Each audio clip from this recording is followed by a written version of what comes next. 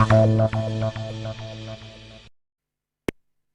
Tonight is brought to you by Flamingo Paint, superior durability, superior hiding, superior coverage, simply superior. Sasso insecticide spray and coil, Kumentuntum Percum.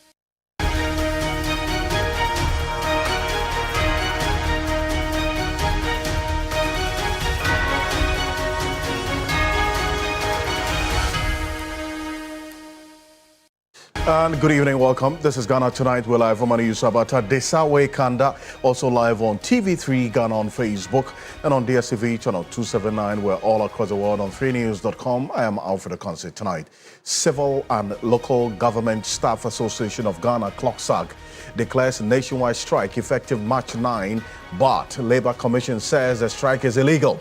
So, what next? Stay with us. The Employment and Labour Relations Minister has been talking to us exclusively here on Ghana Tonight. Also, the Ghana Revenue Authority intercepts and seizes 560 Chamfang diesel engines allegedly intended for illegal small-scale mining operations. This comes on the heels of the over 1,000 that was intercepted by the Environmental Protection Authority yesterday. Stay with us. Also, ahead of Ghana's 65th Independence Day celebration tomorrow, the Ghana Police Service have announced some security measures, including the blocking of some major roads. We have details for you, and also the preparations ahead of tomorrow. Will give you an exclusive view of what tomorrow is going to be like, especially with a view of the frontage of the Jubilee House. So stay with us. We have those exclusive videos for you here on Ghana Tonight. And we have this and more, including President John Dramani Maham's directive to the Ghana Buffer Stock Company to procure local rice for schools, for the school feeding program. How much of a difference and an impact will this make? As always, you're an integral part of the conversation. Let's hear from you. The hashtag we're using is Ghana Tonight on Facebook and on X. Let's get talking.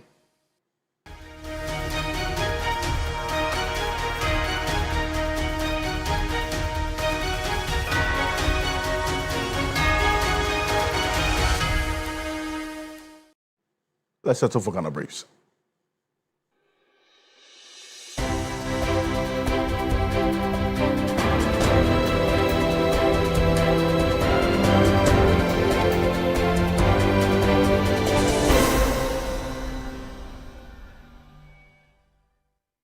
The Civil and Local Government Staff Association of Ghana, CLOGSAG, has declared a nationwide strike beginning Monday, March 9, 2026, citing the government's failure to implement a new salary structure and conditions of service agreed upon with the union.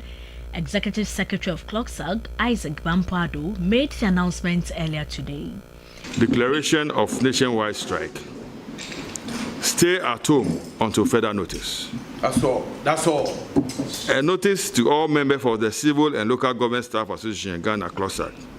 As you are aware, the National Executive Council of the Civil and Local Government Staff Association Ghana CLOGSAG on Thursday, 19 February 2026, gave notice of the intention of its members to proceed on a nationwide strike.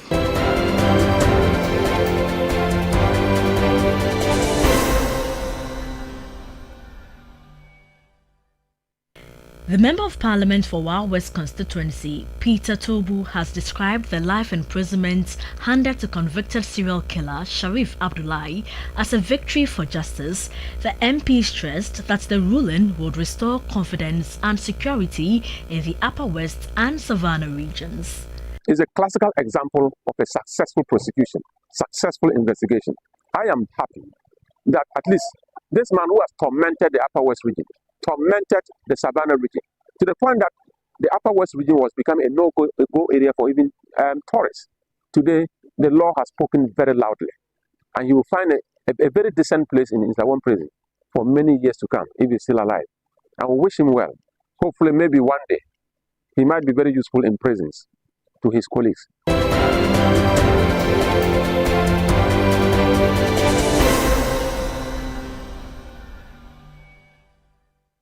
The Pilgrims Affairs Office says there is no cause for alarm despite concerns of possible disruption to this year's Hajj pilgrimage to the Kingdom of Saudi Arabia. The reassurance comes amid rising concerns among Ghana's Muslim community over the escalating Iran-Israel-US conflict, which has triggered missile and drone attacks in parts of the Middle East, including Saudi Arabia. We are monitoring, and we've also communicated with the Saudi government, who have also decided to establish an effective communication network with all interested parties when it comes to Hajj 2026. So they've really informed all of us that we should calm down, we should just keep our fingers crossed and pray over what is happening, and we hope the right things will be done. So far, I don't think that there is anything to worry about.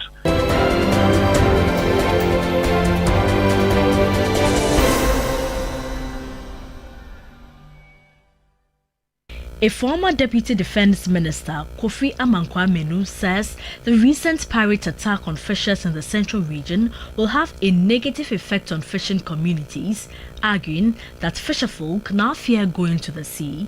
Security of traders outside Ghana's borders and the accuracy of inflation figures took center stage as MPs continued to debate the 2026 State of the Nation address. Is it not worrisome that for the first time in our history, we can have pirates coming as close as within 30 nautical miles of our waters? Pirates are pirates. They can strike at any time. But it is a responsibility of our leadership to prepare against any eventuality or attack from any pirate. This is going to have a negative impact on our fishing communities. Now, fisher folks, when they have to go to sea, we always have to be looking over their shoulders.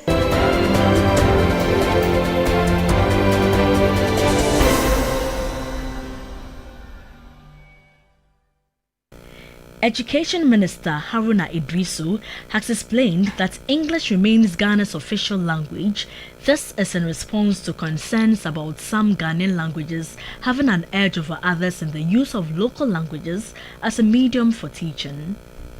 I'm primarily very concerned is declining, and we need to strengthen foundational learning. Our partners, the Global Partnership for Education and others, have given us some 118 million to support foundational learning, and then to take advantage of play-based learning and matters relating to the use of local language, which I probably didn't communicate well. English remains Ghana's official language, but we are encouraging as much as possible the use of local language in the formative years, because children learn better evidentially when they are taught in their own language.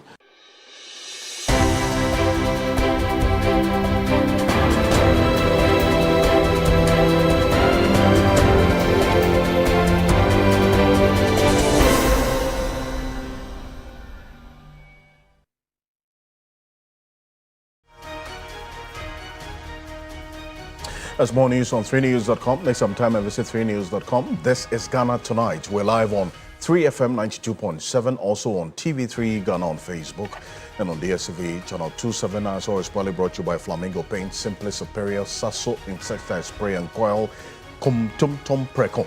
Coming up next, you're on Ghana Tonight. And the news just coming in right now, fresh on the plate. The Ghana Air Force has taken delivery of a newly acquired Airbus H175 helicopter from France, marking a significant step in the ongoing modernization and retooling of its operational fleet. Now, the acquisition forms part of a broader defense procurement program approved by Parliament to enhance the operational capacity of the Ghana Armed Forces. So that's what you see on the screen right now. Now, the state-of-the-art helicopter was ferried from France and arrived in Accra, Ghana on Thursday, that's earlier today, after successful completion of all technical acceptance procedures, with the manufacturer Airbus helicopters. Now, the delivery flight followed a carefully planned route through Spain and Northwest Africa before continuing south along the West African Atlantic coast through several countries en route to Ghana. The arrival of the H-175 forms part of a wider aircraft procurement initiative approved by Parliament, if you recall, sometime last year, which includes the acquisition of one H-160 and three H-175 helicopters from Airbus Helicopters, as well as a Falcon 6X long-range aircraft from Dassault Aviation. The program is intended to address the operational limitations associated with the Air Force's aging fleet, while significantly improving mission readiness and operational flexibility. So that's what you see there. And upon arrival at the Air Force Base here in Accra, these are the pictures we're showing you right now. The aircraft was giving a water cannon salute. A water cannon salute, that's what you see there, is a ceremonial tradition in aviation where airport fire trucks spray arcs of water over an aircraft, creating a tunnel or arc of water as the aircraft taxis underneath. So that's what you're seeing on the screen right now. This is a ceremonial act that sort of used to welcome new aircrafts. And you have the bishop of the military also, and the chief of defense staff, and then the acting defense minister, Dr. Kasiela Toforsing, all in there, welcoming this new aircraft as we have it. This is one of many that we understand is expected to come through shortly, as was approved by Parliament last year.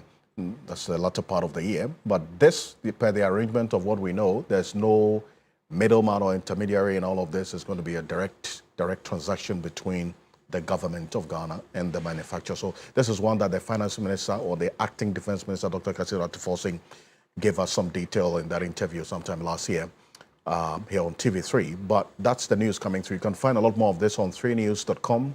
But coming up next on Ghana Tonight, the Civil and Local Government Staff Association of Ghana plans a nationwide strike from March 9, but the National Labour Commission has declared that this strike that the CLOGSAG is about to embark on is illegal.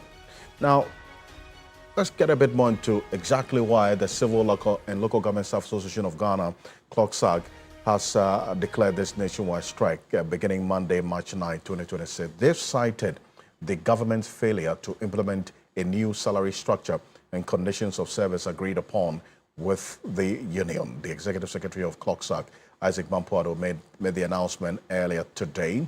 And let's take a listen to him.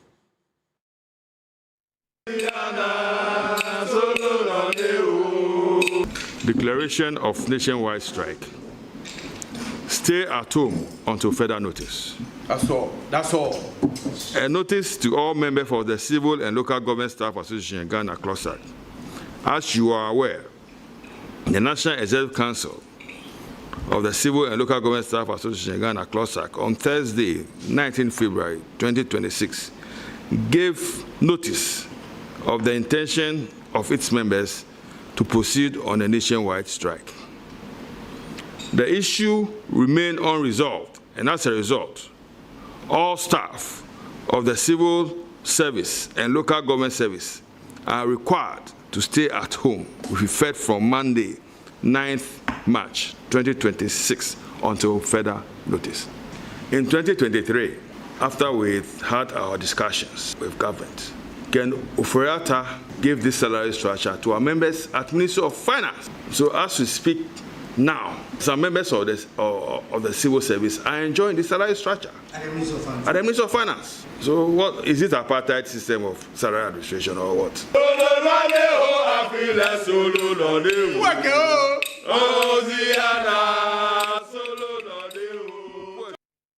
Clad in red there, the message is clear, March 9, stay at home. But subsequent to the association also issued a statement indicating clear timelines of what they intend to do. I'm going to put that on the screen right now and what the way forward will be in the coming days. This is what CLOGSAG put out after this press conference earlier today. They say, 1, stay at home until further notice. This is a notice to all members of the Civil and Local Government Staff Association of Ghana. That's number 1. They go on, and as of Thursday, February 19, 2026, the notice of the intention of its members to proceed on that industrial strike action was given. The issues, according to CLOGSAG, remain unresolved, and as a result, all staff of the Civil and Local Government Staff Association and the Civil Service and Local Government Service are enjoined to stay at home with effect from Monday, 9th March 2026 until further notice. This is what we got. But then the Labour Commission, the National Labour Commission, in a statement released just this evening, in fact, this is also coming in fresh on the plate right now, have also just indicated that the path that CLOGSAG is taking is illegal, they say. And this is this timeline that CLOGSAG gave, that the negotiations began as far back as 2019 between CLOGSAG and the government. And then you heard Isaac Bampoado referencing the fact that there was some agreement that was given to them by the former Finance Minister, Kenneth Nanayo Furiata. And this is the period that the 2 MOUs were signed. And then the new salary structure expected to have taken effect on January 1, 2025, never took effect. CLOGSAG met declaring a certain strike intention some 2 weeks ago. And that is what now has been effected and effective.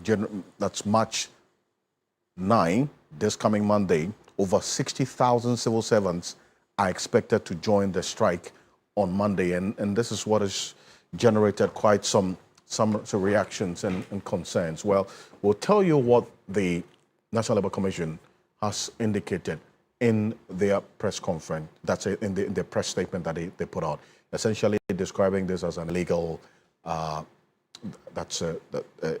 decision to go on strike. But Austin Game is a labor expert, is joining us on Zoom right now.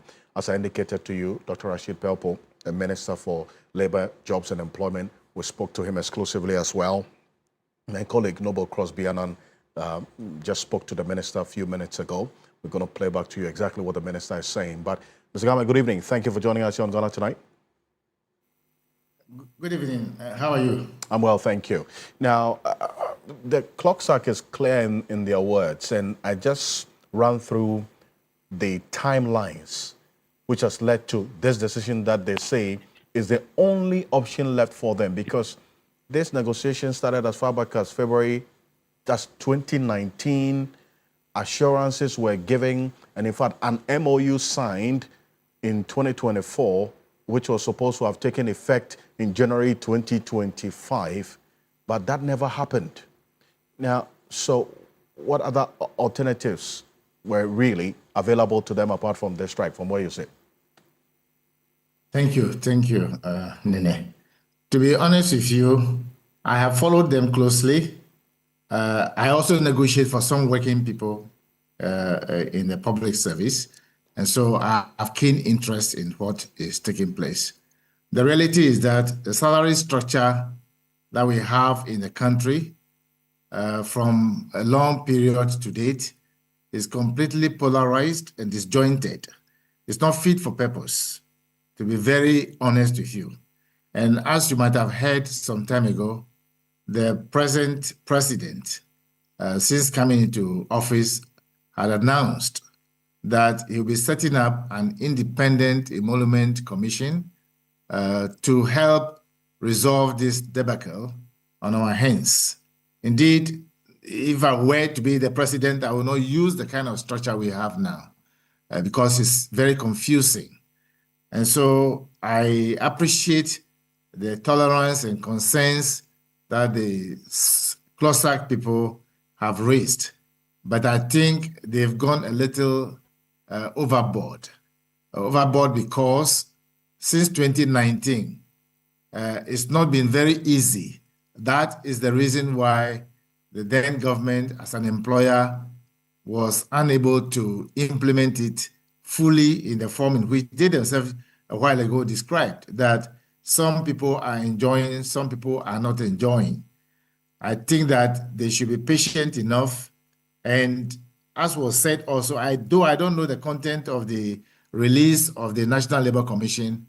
The reality is that the only authorized body in this country by law and by best practice to ensure that there is industrial harmony and peace is the National Labour Commission. And the National Labour Commission, certainly as they know, is not an appendage of any of the governments yesterday and today.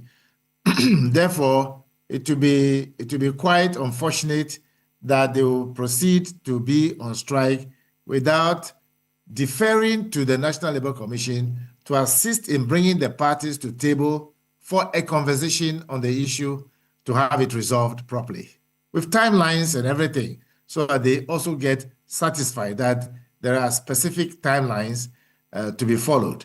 I think that should be the case. I think that should be the case, and the approach now is most unfortunate. Point, you referenced the NLC statement which they issued on this particular matter, Mr. Game, and it's going to be on the screen right now. This is what the National Labour Commission said. The National Labour Commission, I'm sorry for this. The National Labour Commission has today, 5th March 2026, read media reports of a declaration of nationwide strike by CLOGSAG effective Monday, 9th, 2026. The NLC, in pursuance of its powers under Section 139 of the Labour Act 2003, Act 651, directs CLOGSAG to rescind the decision as it contravenes Section 159 and 160 of Act 651, which enjoins parties or a party who intends to take a strike action to notify the other party and the commission by serving 7 days notice, and to resort to strike only upon expiration of the 7 days notice where there is no intervention under Section 161 of Act 651. You see, there's this part, Mr. Government, this part of the statement of the National Labour Commission is where, if you juxtapose this position with that of the CLOGSAG, CLOGSAG says they give a notice on February 19 of an impending strike.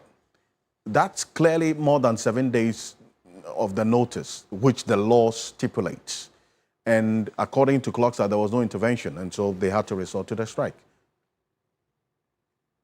The misstep is a misstep that they have taken. Let me explain it to you. The National Labour Commission is right, because under 1391 or A, they are expected to be proactive upon hearing even the faintest of information or a media release or a press release by a union. They have to be proactive in inviting them for a meeting, or first to be proactive in letting them know that the action they are taking is inappropriate and should be rescinded. That's number one. Two, CLOGSAG is right to say that we are tired of waiting, we want to take an action, but that declaration is not supposed to be done through a press conference and a media release. This is industrial, that's why they call it industrial relations.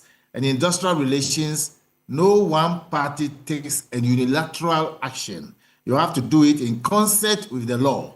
And the law enjoins them to inform the party, in this case, their employer representing government is the head of the civil service and the head of local government, and inform the National Labour Commission. So that the Labour Commission, and that should be done 7 days before the action, not just doing it in a press conference.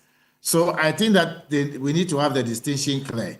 They are right to say it in the press, but the appropriate step to take is to go to the National Labour Commission and lodge that there, and to the head of the Office of the Civil Service. That's how it's supposed to be. I see, but then NLC says this is illegal under the Labour Act. This strike that they intend to go on is illegal under the Labour Act because they failed to comply with the provisions of the law. But as you have just explained, CLOGSAG also has an element of, legitimacy, is it not, in the path that they took? They have a concern, they have to express it, but not to strike. The labor law forbids that kind of action. You can only take the action which can be described as a legitimate legal strike action when you fulfill and you come under section 159 and 160 and also 161. You cannot. Our labor law is very straightforward and a practical demonstration of how relationship should be between employers and workers. I think in this case it's a misstep, and they have to take they have to go back and take the right step. I see, but every time when labor unions declare strike, National Labour Commission will come and describe it as illegal. It's like a broken record. You could easily predict that they will do this. There's really no consequences. It's not like a script they follow all the time, is it not? No, not a script. The reality is that, and let me be very candid and open to you, I was the chairman of the committee that wrote the law that is in existence now. To be very clear, the people read the law and they cannot apply it. The applicability of the law is what matters. That makes industrial relations what it is. And our labor law is very, very clear, unambiguous. And the step they have taken, they only make a misstep. It's a misstep. They have the right to express their concern. They have the right to go on strike, but only after they have done what is expected to be done. You cannot, especially so when they claim they have negotiated already, the thing has been approved. It's about implementation. Why was it not implemented since 2019 to date until a new employer came to inherit it? And I'm using the word employer because in government, we try to open up to the spirit of partisan politics. So I'm not interested in that. The interest is here is that it's an employer. Government is also an employer. A new employer has come. And if this had been done before, when President Mills inherited, when President Kufuor exited, they had approved a very, very horrible something that could have plunged this nation into catastrophe. And thank God the labor unions reasoned, and together they work it out. Today, it should be the same. Fortunately, the president has already announced that he was going to set up an emolument commission. All they need to do is to call for timelines to ensure that these things are sped up. But to take a strike action when we are all looking for investors to come and invest to enable our compatriots who are unemployed to be employed, people will shift, and they have started shifting to other places, such as Benin and so forth. And we must be very cautious about these type of things.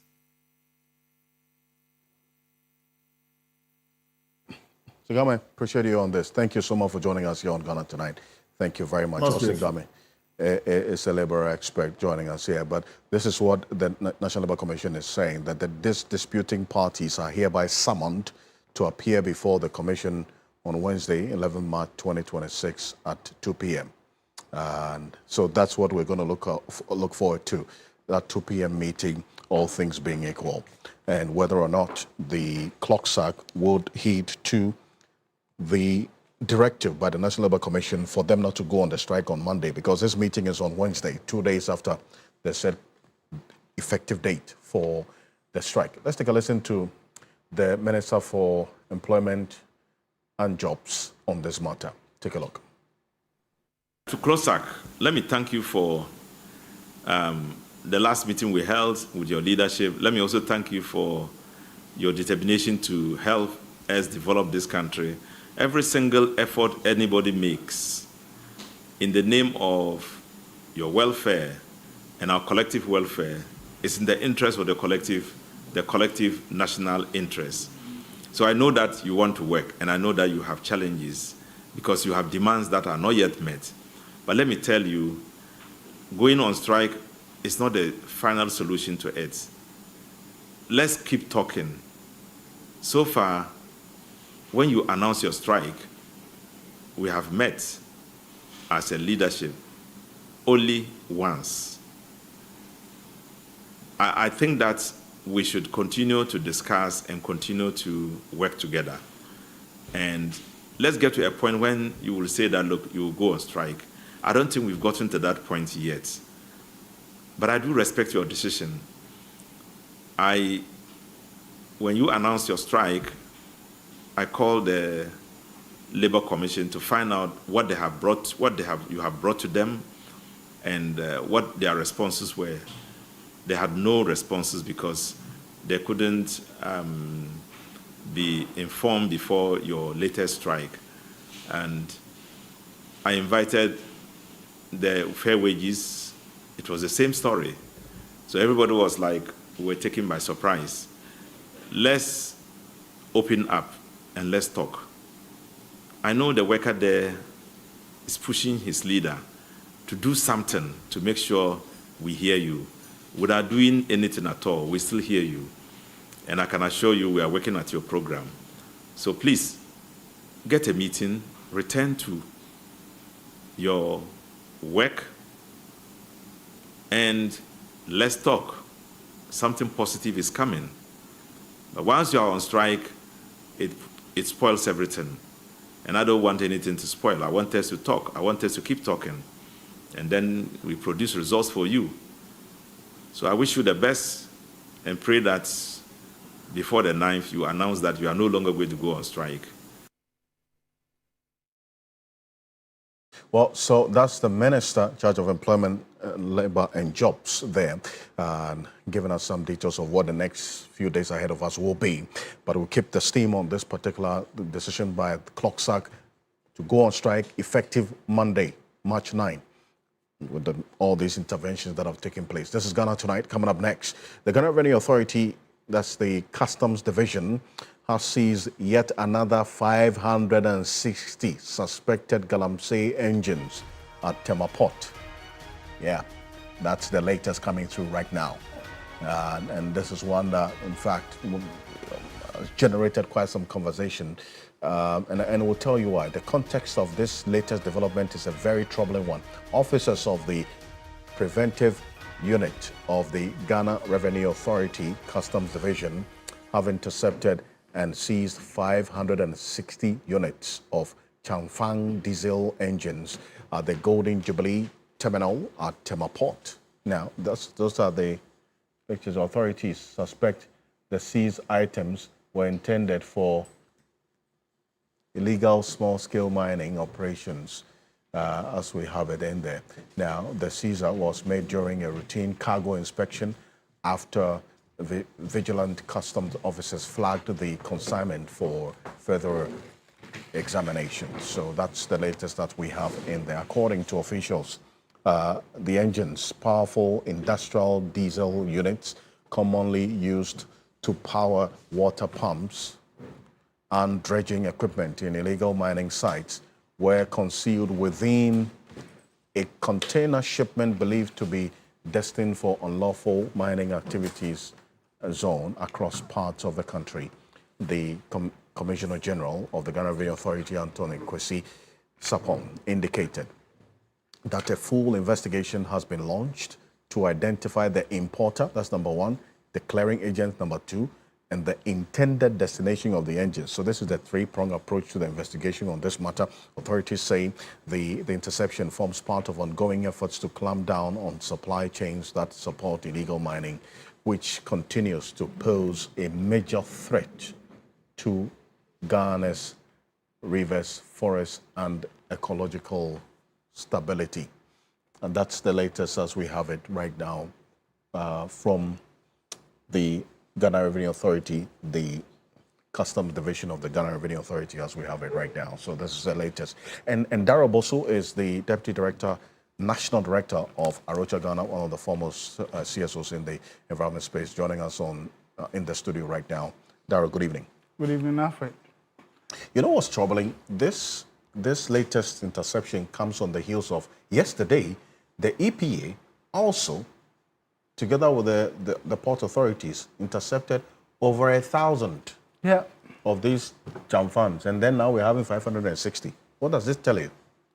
Well, Alfred, I am quite happy to hear this kind of news because it means that the EPA is now using the intelligence units and agencies to really get to the bottom of this. And I'm happy they are paying attention to the supply chains, the equipment, the fabrication, and that's what actually Act 995 sought to do. That we go after the people who are fabricating, the importers and all of that.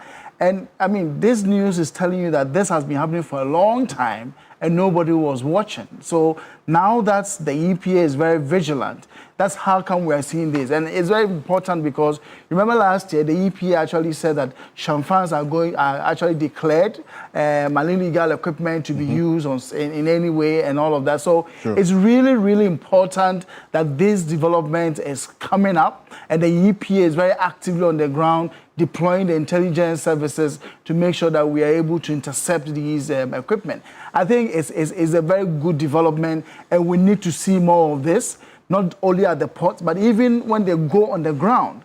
There are shops that are open, that are operating, that are also distributing some of these things. And it only takes the intelligence agencies to really get to know who is responsible for this. So this is really good news, and we really need to commend the EPA and I would say customs agencies for doing this kind of job. I see, but you see, if you remember November last year, same EPA boss, the CEO, together with the officials in Ashanti region, they closed down a warehouse owned by the Chinese. That were fabricating this same chamfans. Exactly. So I mean, Alfred, I think this, like I said, fabrication of equipment has been going on for a long time. There's importation that is happening, and then the fabrication. And so now that we are really seeing the agency to go after these, I would say, shops and warehouses and facilities, it's for me a very good step. And we were in the field last week, somewhere in the western region, traveling all the way through the Wasa areas. And I think that we need to get the intelligence agencies on the ground there as well, not only at the ports, because there are still a lot of fabrications going on here and there, and a lot of the equipment still out there that we really need to get out of the field. Until we do that, I think we're still going to have some of the people still bringing in and making sure this equipment are available to these legal miners. And I must say that I'm excited that we are seeing this development coming up now, and I want to encourage the EPA to continue with what the exercises are doing. I'm sure they are going to intercept more if we stay vigilant. I see, but you pointed out the approach that these illegal miners are using. So you are fabricating chamfans here. So there are chamfans that are manufactured in Ghana or fabricated in Ghana, and there are chamfans that are being imported. So would you also advise, for instance, that we trace the country of origin of these chamfans, which to give us an idea of what we're dealing with? Because the 3 areas of the investigation that at least the GRA boss mentioned does not include tracing the country of origin. Well, you see, as to the country of origin, they might not be at fault. At least it gives us an idea of where it's coming from. I mean, for most of these equipment, we know they are coming from China, and it's always the Chinese shops who are really selling some of these things. But like you said, maybe if they, I'm sure even with the import-export documentation that really comes with these equipment, we'll be able to know where actually they are coming from. That shouldn't be a problem. But at the end of the day, you can't really do anything about where the equipment is coming from. It is the person bringing it, and we getting it to our port and it being confiscated. That is where we need to act. Because maybe in our jurisdiction, chamfans are not really illegal to use. But here, because of what they are used for, we have declared it an illegal equipment. So in that sense, we have the responsibility to determine who is still importing the chamfan. You recall that the Minister for Lands, for example, did say that if anybody is importing excavators, you needed to get a permit from them before they even allow you to start your importation process. I think this is how this is also should be done. But already we know this is illegal. So it shouldn't even be coming in at all. So if they go after whoever is importing and all the agents that's really superintendent over this thing even going through before it was intercepted, that is how we are really going to be able to tell who are those responsible for this. And I'm sure this is not the first time. They've been doing it for a long, long time. And somebody has been turning a blind eye and not making sure that we see what is happening. So this is really good, and it tells you that the EPA is getting serious with this. Because they're going to look at the clearing agent as well. Exactly. The importer. Exactly. It's very, very important. And the destination. Yes. Of you this. see, this is actually what we have always been talking about, the states making sure that we deploy the intelligence agencies to work. If we do that, Galamsey will not have a chance. See, Act 995 is really explicit in saying that anybody that is culpable of facilitating Galamsey activities, so you are fabricating, you are financing, you are exporting any equipment, you are liable to prosecution because you are aiding Galamsey. That's what the law says. But so far, we have allowed a lot of transportation of equipment to site. People are facilitating Galamsey in many ways, and we are sitting idle.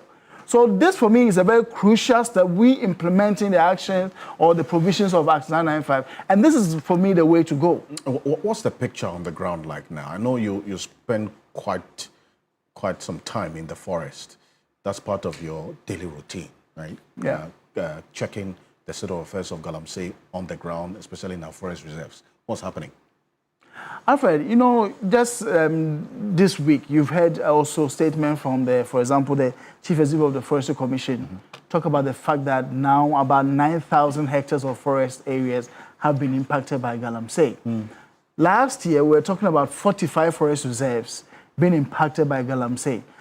This year, somewhere January, we did a small study and realized that we have now 50 forest reserves. 50 forest reserves. From 45 to 50 forest reserves. And we were talking about 5,500 hectares of forest reserves affected. Now, the Chief Executive of the Forestry Commission is saying about 9,000 forest reserves. So it tells you that outside forest reserve, you might see much less people really working there. But all of these illegal actors are moving into the forest areas where you don't get to see them. And that is how come we are seeing increasing activity of encroachment by illegal miners in some of the forest reserves. 50 forest reserves. Alfred, last year, the president, through the Ministry of Lands and Parliament, repealed LI 2462. But unfortunately, that was supposed to actually seize all activities going on, illegal mining activities going on in our forest reserves. That has not happened. So how is it that the law has been expunged from our books, but yet you have more forest reserves being impacted by Galamsey operations? That's the sad thing. And even you recall that the minister declared that our forest reserves and our rivers are no-go zones. They're red zones. So nobody should actually be having access to these areas.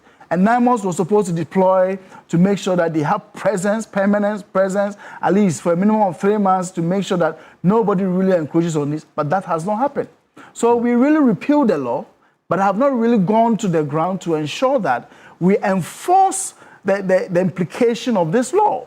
So people are really taking the forest for granted and still encroaching upon them. And that's how come we see more and more forest reserves areas being affected by these encroachments and illegal mining. You're saying, you quote the Forestry Commission boss saying 9,000 hectares of 9,000, about 9,000 hectares of forest. Yes. Forest land. Yes. Or forest cover, for that matter, has been affected by Galamsey.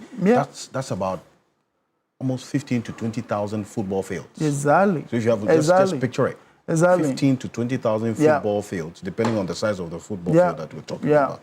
That's troubling. Yeah. It's really worrying. I've been very disturbed by the increasing encroachments in our forest reserves. Now, you asked me what is happening on the ground. I mean, when we're in the field, a lot of the community people were saying that the intensity and the aggressiveness with which people are doing Galamsey has gone down in most of the areas. Well, in most of the days we were traveling, I mean, it was breaking day, as they call it. The day they all go on break. So most of the sites were quiet. You see a few people on site, all right. Oh, I see. But the thing is that when it's not breaking day, they come back. And it's not really as aggressive as we used to see somewhere in 2024 as it was ending. But what we are also seeing now is that a lot more people are now moving to hide and work within the canopies of forest reserves. So they go into forest reserves, they're working there. And you know, these areas, you remember what do you call it? One of the forest areas they call Abrewa something. Abrewa Ninkran. Abrewa Ninkran, yeah. Exactly. So if they get into the forest reserves and nobody is paying attention to them, it's very easy for them to establish, and then all the impunity, and they get aggressive and they arm themselves there. And it's a forest area. It's like a jungle warfare thing. And you come, forest has not been exactly. Oh, come on, Alfred. As we speak, the district forestry team, forest officers team, are struggling right now. They're actually overwhelmed with the pressure of illegal miners now moving into Atiwa Forest. It's really troubling. They have arrested countless people, taking them to the court and all of that, but this continues. And so, I mean, I think for me, it's an SOS call right now, because the forest right now is seriously under siege. And the people think that, most of the people think that, oh, their government is in power. So they are taking advantage of that and going into the forest and doing whatever they want.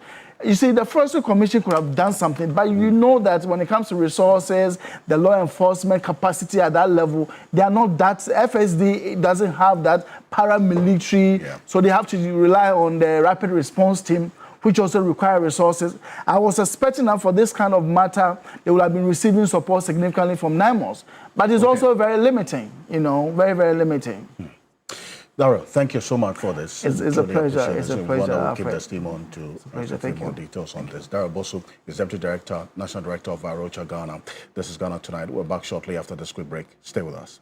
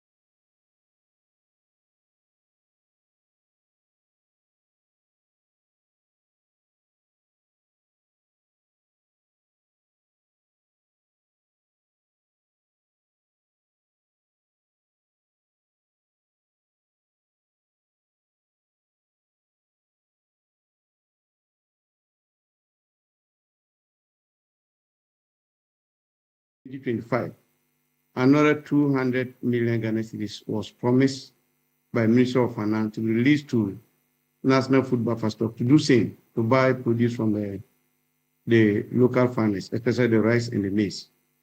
I am part of a committee together with National Food Buffer Stock Company who sat together and discussed the prices, discussed about the modalities of take this produce from the farmers. First, as we sit, none of our members can talk with certainty who are the buyers, what quantity has been bought. Yet, when we engaged NAFCO, they said they finished procuring. Now, within the same period when we did the campaigns, the president announced, and it was even echoed in Parliament, that all schools should procure locally produced commodities, including rice, for feeding the students. Recently, we all saw what happened inside Osudoku. The bather who tried to divert the rice meant for the school feeding and was arrested. The rice was imported rice.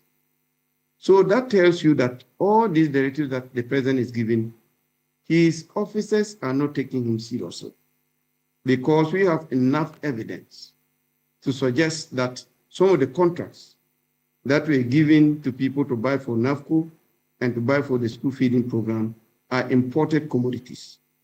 To make matters worse, even the prices that we agree with NAFCO, we got information from our members. If you take a paddy rice, we agree that it should be bought at 5 cedis per kilo. Because farmers are stranded, we don't really know those that the government engaged to buy this commodity. They are buying 2 cedis 50 pesos. So you travel across all the rice growing areas. Today, we still have rice on the farms. Farmers cannot even convey them to their warehouses. You go to most of the warehouses, they are full, and nobody is buying. So what the president is thinking for farmers, I think we are happy with his intention, but we are also disappointed that he's not holding his appointees to do what he wants them to do for farmers. So even though there's been this directive, National Food Buffer Stock is not engaging you or is not buying from you, the farmers. They are not buying. Even there are engagement. We engage them, we engage the CEO. I said I'm a member of a committee. But that directive to buy from you, that directive to buy from you, the local farmers, rice farmers, has not been carried out. Yes, please.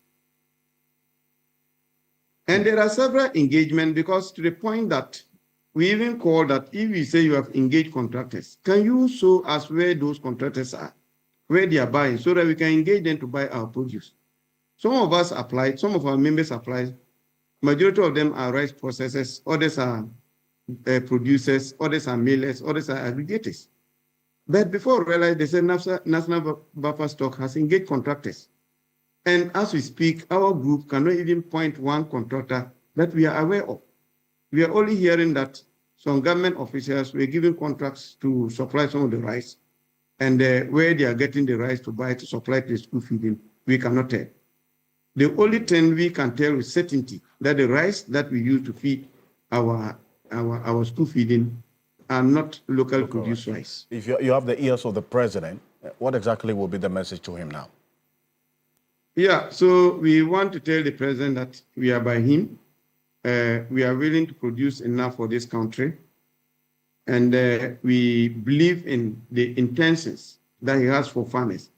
But his appointees are not taking his directive seriously, because the first directive that he gave, they failed to implement it and nothing happened. So we think that if the president can find a way of engaging the farmers, engaging our group, we'll tell him where our rice is, and the contractors that they are engaging, we'll show them where the rice is to buy from the local farmers. If you don't do that, I can tell you today, when you go to areas like Tono and then Pong, where we do dry season farming, the fields are lying there empty. Farmers are not going there to produce, because they're saying that what is the sense in producing when by the end of the day, you won't be able to sell. And the same will happen in the main production season if they are not able to sell what has already been produced. So we appeal to the president to try to, put a committee to check on his appointees who are supposed to execute these directives, because the previous ones have not been executed. Contracts are given, and those contracts were not procured from the local farmers. Dr. Charles Naba, thank you very much for this information. It's one that we're going to stay the steam and follow up on, so at least get some more details on this. Thank you. Thank you for joining us here on Ghana Tonight.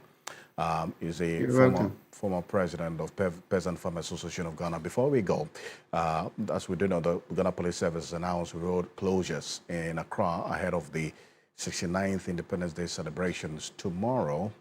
We'll show you these areas, these roads. So the roads to be affected include Liberation Road from the Opebia intersection towards the Central Business District, Independence Avenue at Akwa Bypass, and Jawaharlal Nehru Road. These roads will be reopened to the public after there's an event that will take place at the Jubilee House. So what you're seeing right now, these are live videos, right, of the frontage of the Jubilee House, or the forecourt of the Jubilee House as well. That's what you see there.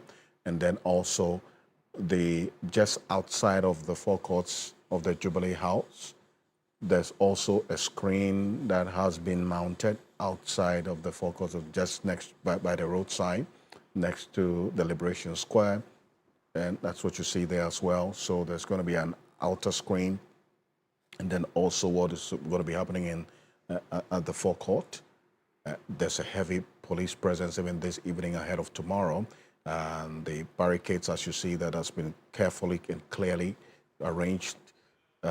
So this road would also be blocked and the traffic diverted. So motorists using Liberation Road are advised to use the Kaukudi Road. So the road in front of Jubilee House coming to us here at TV3, all persons who normally will use this road would have to use the Kaukudi Road through the Kanda Highway to connect to Barnes Road towards the Central Business District, or you use the Gifford Road towards Osu as well. And motorists on the Independence Avenue will be diverted through the Kanda Highway to Ring Road Central and proceed to the 37 intersection and other destinations as well.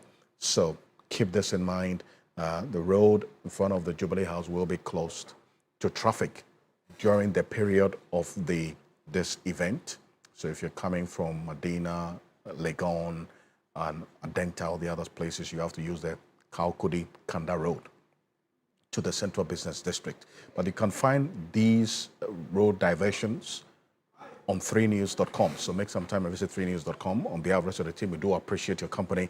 Join the New Day team and the Sunrise team tomorrow morning. I am Alfred Okanse. Happy Independence Day tomorrow. Good night.